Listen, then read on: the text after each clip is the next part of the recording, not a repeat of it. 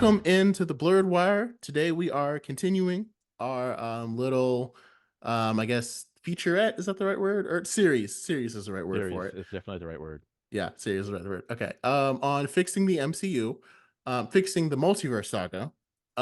Because again, overall, I don't think the entire thing is broken. It feels like there were some good ideas that like really could have helped along the way. It I just think feels it's like pretty broken. I mean, I guess I should say like the DCEU was so broken that the only thing they could do was just trash it and start over. Okay. But like in the Yeah. multiverse saga, like there were like I still want to see the multiverse saga end. I just know the ending wouldn't have been as good if unless they did it, not gonna say like our way, but kind of. Say it, bro. Unless they did Feige! yeah. Feige! You should have done it like this. You should have done it like this. And then it would have been a lot more interesting to get towards the end. But the reason why I preface all of that to say is because there were a lot of really good ideas that really helped set up the entire multiverse saga and worked extremely well. And like I said, Black Widow, we only changed one thing. We just made Taskmaster the villain. Like Taskmaster was actually the villain of the Red Room. Yeah. And so but for this movie, this next one that we're going to discuss, Shang-Chi and the Legend of the Ten Rings, we're actually pretty much going to leave it the same. Like, Yeah, it was I fine. loved It was Shang-Chi. fun. It was one of Good my time. favorite, it's one of my favorite Marvel movies of all time, actually. I've watched it literally dozens of times since it came out in theaters. And yeah, like Alex said, it was fun. It was a good time. And I think the main thing is it still fits extremely well in the multiverse saga. So we're mainly just going to talk about like what we liked about it, why we think it fit, and kind of like a little breakdown of the plot. And my thing is like watching this movie, it actually, and you remember this, Alex, when I saw Iron Man 3 in theaters, you were sitting right next to me. And we're both like comic buffs, but like on some things, I'm much more of like a comic book buff. It's really weird. And It's like I know a broader range of stuff, but he knows William mhm. has very specific stuff, and he is very dedicated to that stuff that he knows. And so when I saw Iron Man 3 in theaters, I was ready to see Mandarin because I knew Mandarin. I knew him from the comics and I wanted to see him fight Iron Man. That's what we got in all the trailers. And then Shane Black completely subverted all expectations by making him this Ben Kingsley's character, just random, Yeah. not even a thing. Well, it was Aldrich Killian was the Mandarin overall. Mandarin was And a white boy. again, I cannot overemphasize enough. Like, it doesn't necessarily mean that Iron Man 3 was a bad movie. For a long time, I had it ranked as like my worst MCU movie, but that was Yeah, just which wasn't because, fair. Like well, again, it's a fun movie. You had to take the bias out of it. it It just was, hurt your feelings. That's I what still have happened. to say, that is still the worst experience I have ever had in a movie theater. And I saw Thor Love and Thunder in the movie theater. Okay. So like just because me as a fan waiting for Mandarin and not getting it. And then we didn't get it until 2021 with Shang-Chi and the Legend of the Ten Rings, which I think is what made me like this movie even more. So I say all that to say like Shang-Chi did such a good job that it made me not only appreciate Iron Man 3 more, but like I was kind of able to forgive it because I think Wenwu and the Ten Rings works as a much better villain for Shang-Chi than it does for Iron Man. And I Yeah. think Aldrich Killian fits better as the extremist for Iron Man as a villain. Okay, so Because had we actually gotten the Mandarin in Iron Man 3, that means we don't get Shang-Chi and the Legend of the Ten Rings. And this movie was good enough that it needed to happen. So I'm okay. And Shane Black, I know you were probably wondering, like, is William gonna forgive me? I do forgive you. It's okay.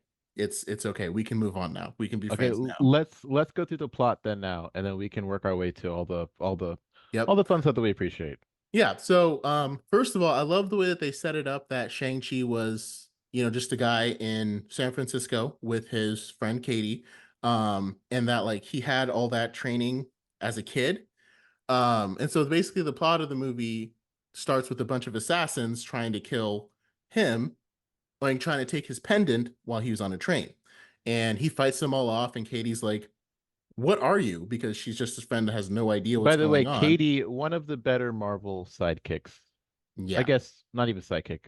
Side Friends. characters, Yeah, friends, comic relief buddy. Her and yeah. Ned up there. Oh yeah. Her and Ned. Yeah, Ned is probably the goat in that one because you always kind of gotta have like the MCU will introduce a character that's kind of theirs that's not from the comics at It's just all. like comic relief. Yeah, just and it kind of grounds and anchors the character. Like Kind we of, need but someone. sometimes we don't need it. But Yeah. and so like another thing, like when they're there, they really need to deliver. They need to be funny and they Hmm. need to have a good reason for their existence. For being there. And Yeah. I feel like the worst example is friggin' is it Darcy? The two broke girls girl in Thor. Yeah. And She it's didn't like, have a great. what I are you think the doing here? worst example is the cameraman in Eternals. Oh, That well, was that is he was a little funny. He was a little funny. not funny enough. I'm sorry. Not funny enough. Like I need to be like dying, like laughing. But anyway, so yeah, we'll get into more about why Katie is such a good side character. Because again, even when like her whole reason for traveling with him to what's the town? It was in China, but I can't remember the exact town it was It was that they Macau. traveled to. Macau? Macau? Okay. Macau. They go to Macau to find his sister because he has a postcard from her and he thinks that she's in danger. And her reason for going was like, I'm just going to go with you because I just saw a guy with a machete for an arm. And, it's kind of given as funny, but it's Yeah, also like like the reasoning is who are like, you? Yeah. it's I need like, a it's my not that friend solid. my friend for years just like has this Right. new identity. Yeah. I mean, if I have the opportunity. Also, hey, a trip ride to Macau. I take a trip ride to Macau. I would go to Macau. Yeah. And it's mainly because like, she needs to know more about him. And she's like, I'm not Yeah. going to wait till you get back. You need to tell me what's going on because I almost died with this whole storyline. So it holds up. It's just, I remember in the theater being like, if they don't like do that right, it's going to end up looking bad. But they did it right. So then they're in Macau. The assassins attack again and they're able to get Xu Xialing's pendant. And then that's when Shang-Chi's father, Wenwu, who to me is he's one of my top five Marvel villains. I think he's even my top Marvel villain, actually.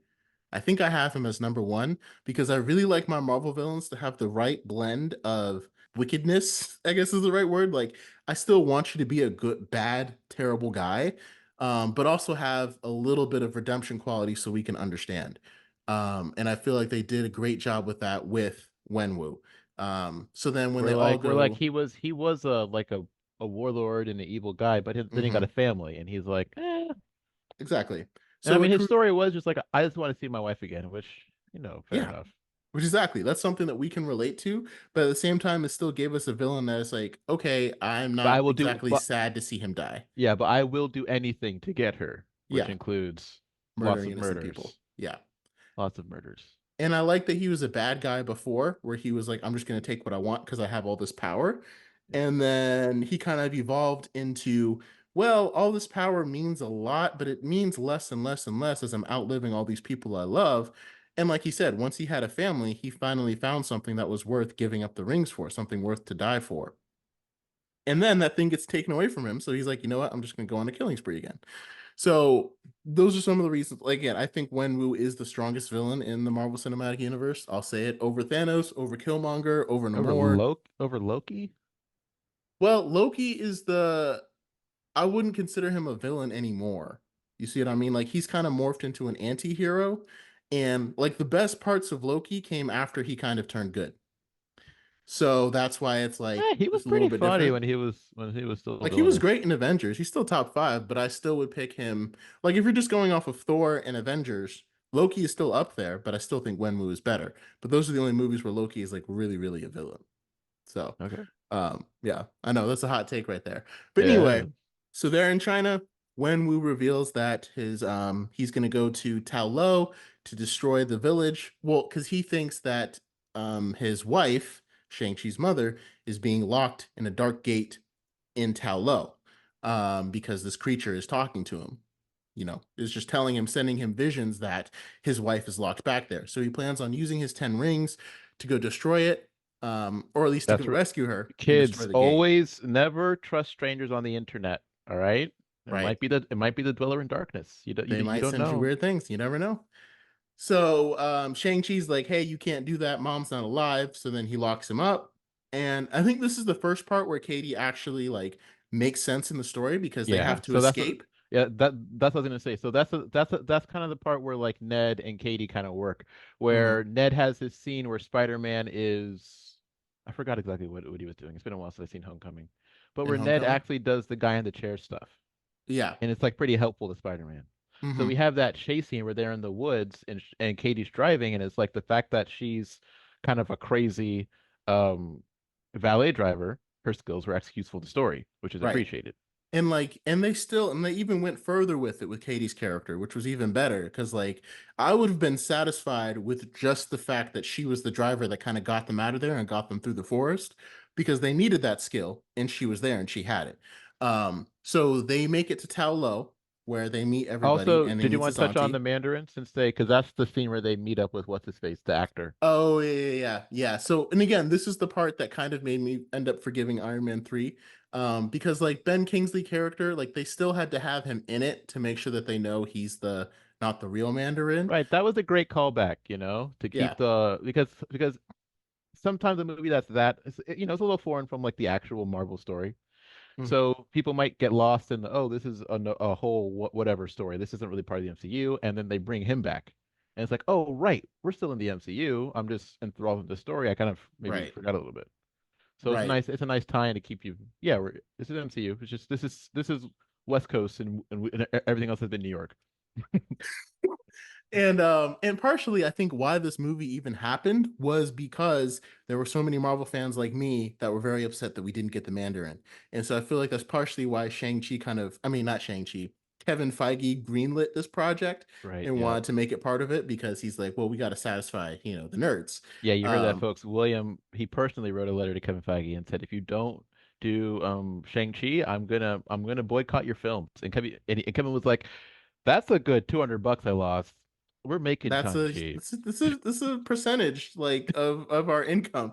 Remember, I saw Infinity War 8 times in theaters. That adds That's up. Okay. that's a little crazy. Uh, You do uh, you, hey, I'm a true fan, true fan. true Um, fan. so then where was I? Oh That's yeah, that they're true in. fandom that got Shang-Chi made. So Yeah, you can thank me. You're welcome. So they made it to Tao Lo, where they meet Shang-Chi's aunt, who was obviously his mom's sister. And I like the way that like when they met her, she's able to kind of explain everything, not only to them and to the audience. And again, it's a very good way of explaining the universe and what's going on to us without feeling like it's being spoon-fed. Because again, Shang-Chi and his friends need to know what's going on. you do And so know. they Yeah, explain that's a that better. Have you heard of the Maid and Butler dialogue thing? I don't think so. It's called Maid and Butler dialogue. It's something to never do in movies. Basically, it's like they'll introduce a scene by having the maid go, as you know, the master needs us to clean up because of this event coming up. And the butler goes, yes. And as you know, we need to do A, B, and C because the master's having whatever girl come over. And Like oh, they he's cheating explain on it. her. They explain things that they clearly know, but they're only doing it for the audience's sake. Yeah, So that's why it's exactly. always better to have someone in the scene who needs to know the information because Hmm. otherwise, like, what you guys are saying this for the audience, Yeah. but you were saying his aunt gave the audience information, but also she gave the information to Shang-Chi. Right. Because again, he didn't know any of this. Yeah. And again, he learns that he is part Tao Loan. Like first of all, Is he that did know yeah, that, but he thought it was kind of like a I didn't really fully, was that they're like a race that they are, or like where do they get their powers from? I guess they're saying that like they are from another dimension and they get their powers from the Great Dragon. So I don't think even in Oh, their dimension, I don't think they have any powers. I think they're just humans from another world. But it's just a world full of like mythical creatures that we consider myths because they're not in our world, but they okay. exist in that dimension. Like that would be the animals of their It's like dimension. if there was a dimension that had a bunch of animals that didn't have thumbs, and we're like, bro, look at how we can grab stuff. They're like, that power, this dude can hold stuff all the way around, but it's just like, you just don't have thumbs, bro. Yeah. Like, we got And it's thumbs. like it blows your mind, but there's not really a good reason for it. Yeah, I get you. Um, so they explain how, the Dweller in Darkness, they created big cities in their dimension, but then the Dweller of Darkness tore it all down, and he's the one that's trying to get Shang-Chi's father with the Ten Rings to come and free him, which again, I thought made sense. The plot moved very organically, and it gave us a great scene of the villagers having to fight the Ten Rings army when Wenwu pulls up with his army. And then we got to see a great scene where Shang-Chi has to go fight his father, and then his father starts working on destroying the Dark Gate after he kind of defeats Shang-Chi. And then we get to see the Great Dragon come out, and he helps destroy some of the darkness dwellers that are like sneaking through the gate. And again, it's really interesting because like Wenwu is like literally punching this gate, and it's like he can't see the like weird soul suckers flying out of it because he's so determined to get his wife. Because And like man's a little thirsty. It's been a while. it's been It's a been a minute. while, bro. Also, one thing I want to comment on. So Wenwu, he needed Shang-Chi's pendant to get there, right? Yes, because the pendants were given to Yeah. him by their mom.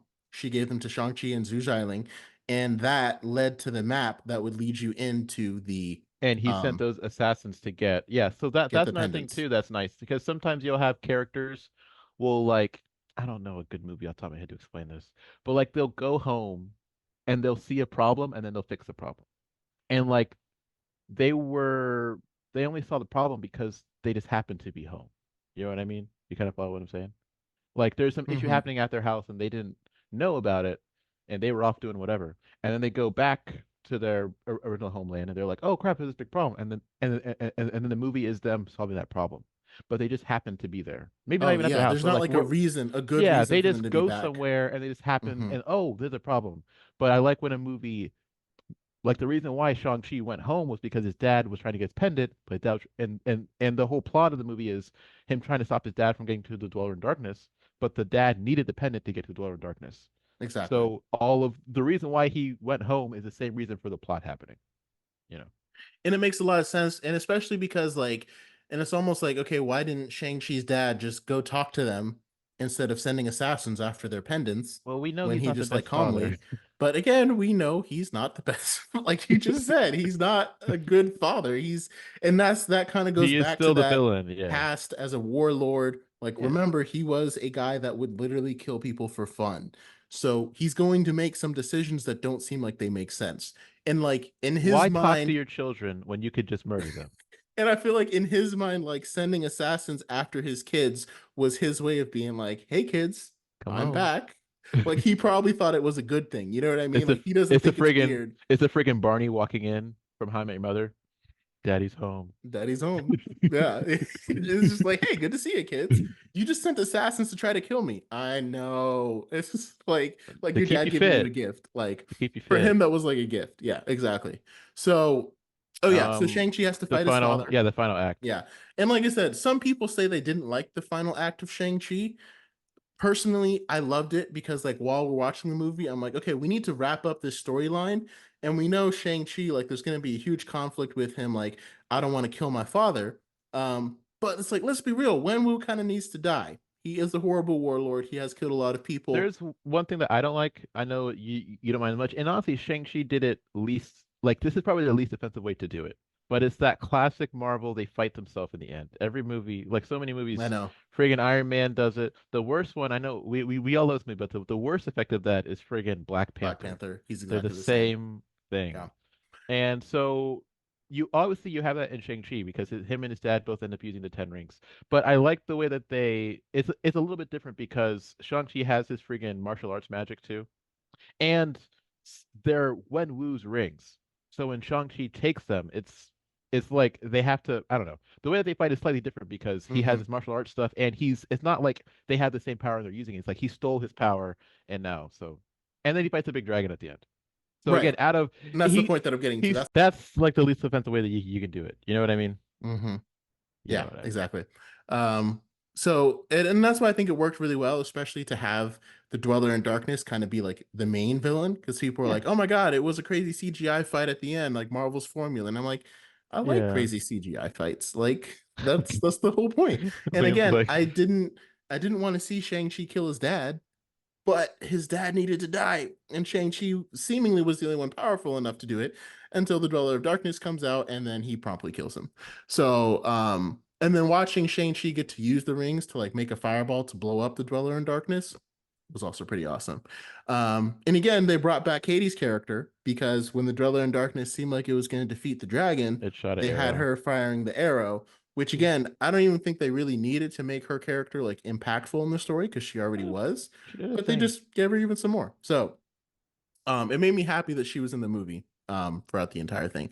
So that's why we really like Shang-Chi. Like I said, there isn't really, I think, anything to change in it. So let us know your thoughts. Let us know your thoughts on the Multiverse Saga, and keep rocking with us. We'll see you again next time.